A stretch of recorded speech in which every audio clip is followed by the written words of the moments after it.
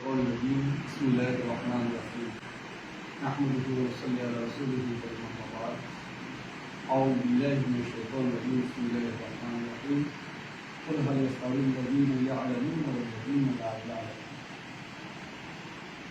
মাতৃকল্যাণ foundation আয়োজিত কোরআন উপহার দেওয়া অনুষ্ঠানে সম্মানিত সভাপতি এবং সামনে আমার বাংলাদেশ মাতৃকল্যাণ ফাউন্ডেশনের বিভিন্ন পর্যায়ে প্রার্থী সুবৃন্দ সবাইকে জানাই সালাম। আসসালামু আলাইকুম। আল্লাহর প্রশংসা জ্ঞাপন করে এই জন্য যে মহানবুল্লাহ আলামিন আমাদের মহৎ কাজে সুস্থ অবস্থায় আসার পর দাঁড়িয়ে রয়েছে। এই জন্য সে মহানবুল্লাহ আলামিনের দরবার এবং সাথে লাভ মহান রসুলের যার আন্তরিক জীবন বিলানের মাধ্যমে আমরা সত্যের পথ পেয়েছি, মুক্তির পথ পেয়েছি, জান্নাতের পথ পেয়েছি। সেই রসুলের উপরে গুরুত্ব সেই সবাই সাথে সাথে হজরত আদম সালাম যিনারা ইমামের সাথে বিদায় নিয়েছেন তাদের উপর মাত্রা কামনা করি। বিশেষ করে আমাদের আপনার জীবন তারা ব্যাপারে তারা রয়েছেন তাদের মাত্রা কামনা করেই আমি কিন্তু চাই। বাংলাদেশ মাতৃকল্যাণ এই সংস্থা এই সংস্থার মাধ্যমে কিন্তু আমাদের সেবামূলক কার্যক্রম আমরা পরিচালনা করতে পারি।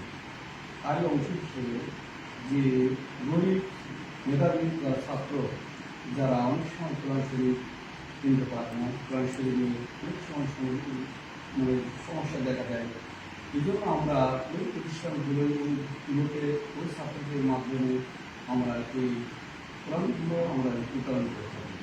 এটা একটা সেবামূলক কাজ।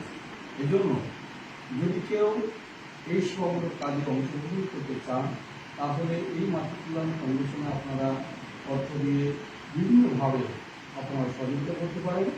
এবং কেউ যদি কোরআনের অভাবে বা কেউ কোরআন শরীফ করতে পারে না, অনেক ছাত্র আছে এমন কোরআন শরীফের অভাব হয়, তখন আমাদেরকে জানালে আমরা এই কোরআনটা আমরা সেই বাচ্চাকে বা সেই ছাত্রকে আমরা অর্থ এবং সর্বোপরি যে কোনো সমস্যার জন্য এই বাংলাদেশ মাতৃকল্যাণ এই সংস্থা এটাই সবার পাশে দাঁড়াবে।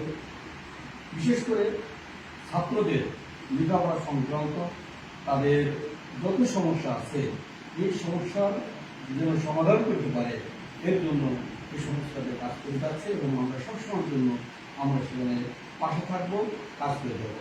এই জন্য সর্বোপরি এই সংস্থার ডেভেলপ, এই সংস্থার যেন উন্নতি হয় সবার কাছে এই দোয়াছে, এই আশা আকাঙ্ক্ষা কামনা করে কথা শেষ করছি। আসসালামু আলাইকুম।